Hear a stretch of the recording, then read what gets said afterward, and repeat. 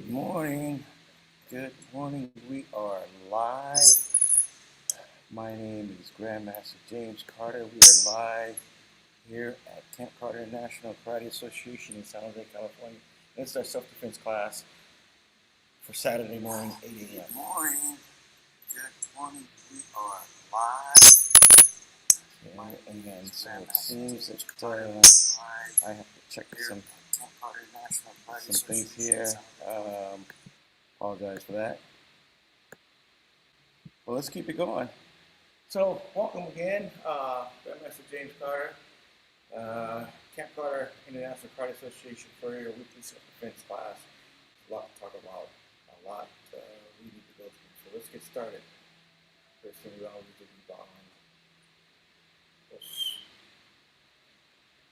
So, happy Saturday. Self-defense. Man, we've been talking about this for several weeks now. And what are we trying to accomplish with self-defense? Bringing self-defense to you. Remember, we're not trying to teach you how to beat up people and go around misusing some of the things that we're showing you. It's for your self-defense. And a lot of times, a bigger part of self-defense, I must say, is being able to be aware of things that are happening around you and keeping yourself out of danger. There are signs everywhere. For instance, when you're driving, of course, there's signs that tell you the road is coming to an end, oncoming traffic is coming, there's signals. Same thing happens for us as we're walking about and moving around, whether it's walking through the mall or walking down a busy, crowded street. There's signs. Now, I don't know what all the signs are, but if you see something happening and it seems kind of weird, it seems kind of scary, it's not a movie. You don't get to go over and see what's going on. If, for instance, let me give you an example of what I'm talking about. If you see someone arguing and fighting, you don't get to go over and get close enough to watch the show. Okay? If you can, call someone, call for help, call for backup, and let them know what's going on with you. But don't go over and get in the middle of it. Now, it's a different story, self-defense, if it's your immediate family. Okay, your immediate family, and something happens, and you got to do something, that's a different story. But if it's things that are happening and you don't know them, and we call that rubbernecking when you're driving. You turn to look and see what's going on the other side, and the car flipped up. And usually, sometimes when it's rubbernecking, then somebody else bumps into another car. And same thing can happen in real life self-defense. You go to see what's going on, and there may be somebody there with a weapon that's just harming everybody that's in the area, or they turn their frustration and anger on you physically, hand by hand. So I'm just saying, be aware of your scenarios. So let's get right into what you can do if somebody is attacking you. We talk about this in week to week. And we just want to keep this fresh in your mind. Do something. Don't just do nothing and cower in. Do something. Use your hands. I would rather you go in and out.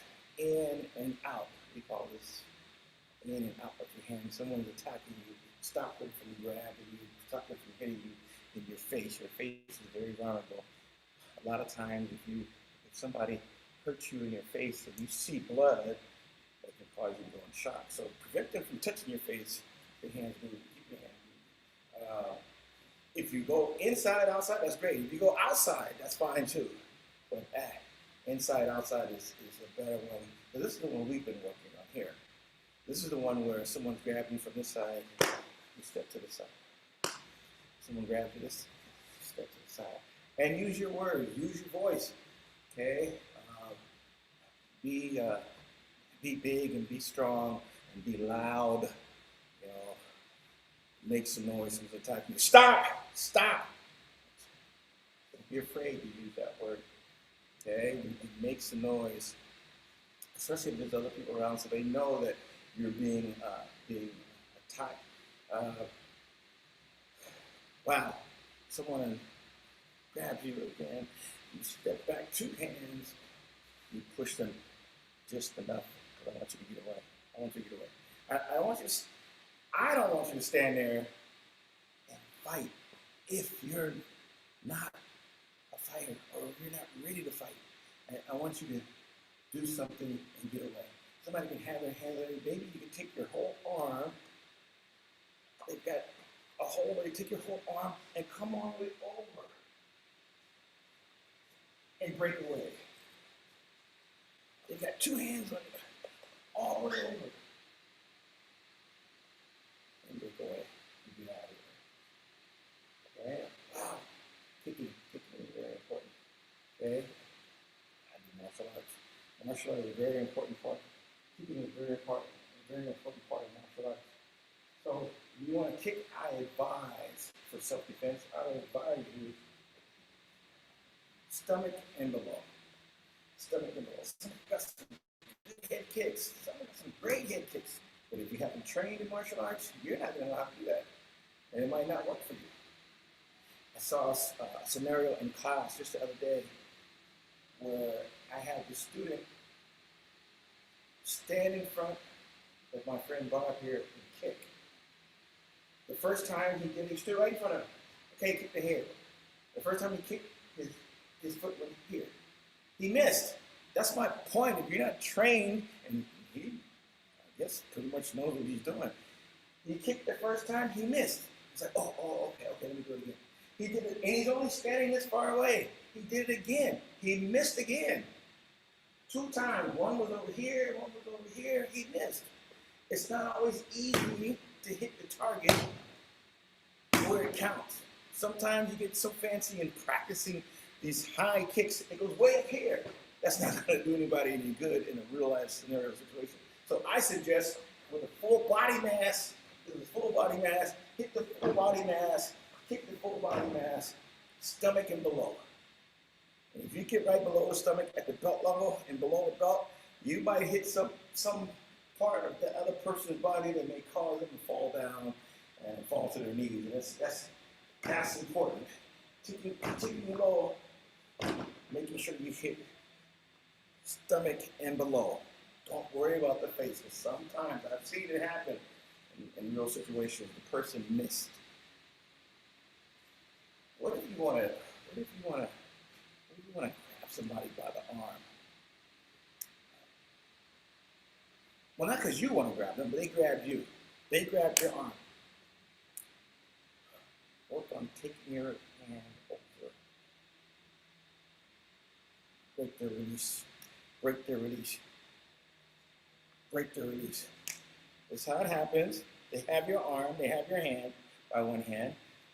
You curl your hand over and you break it free. Okay? In the future, in the very near future, we're going to have an extra person here so we can actually show you some of these drills and how it actually works. Someone grabs your hand, all you do is turn your hand over, push, and get away. That's the part that's important. You don't want somebody to grab you, drag you, and harm you. You want to try to get away. I would love for you to be able to do 2 punches. 1, 2. Punch them, fight them, kick them. But if you're not ready for that, the self-defense is protecting yourself. And that's my main point here. Protecting yourself. How, man, 1, 2, 3, and some kicks and elbows and some other stuff, that's great. But if you can get away with just 1 move, 2 moves, and get out of there, that's even better for you because it's self-defense. Maybe switch subjects for a second and just ask. We all watch and listen to the news. Hear these bad things that are happening around the globe, and it gets very local. A lot of mass shootings. And so what do we do when we hear the noise for mass shootings? Well, this is a tough time right now because it's almost 4th of July. And so we're going to start hearing a lot of fireworks. If you're in a building, inside a building, and you hear fireworks, it's probably not fireworks. Okay? It's probably someone shooting. And that's a tough. How do you protect yourself from uh, someone shooting? That's a tough one. If you find a safe room and you barricade yourself in there and keep the doors barricaded and closed and stay still and quiet, I would hope that would help. I don't know. I've never been in that situation. But if you hear noise that sounds like fireworks inside a building, if you're inside the grocery store, if you're inside a shopping mall, and you hear it sounds like fireworks, don't go find out. Don't go try to look. Don't try to go over and see what's going on, because most likely it's not fireworks. Someone's shooting. So remember, someone tries to grab you, 2 hands, stop. Someone has 2 hands on you. They're holding you. Arm over.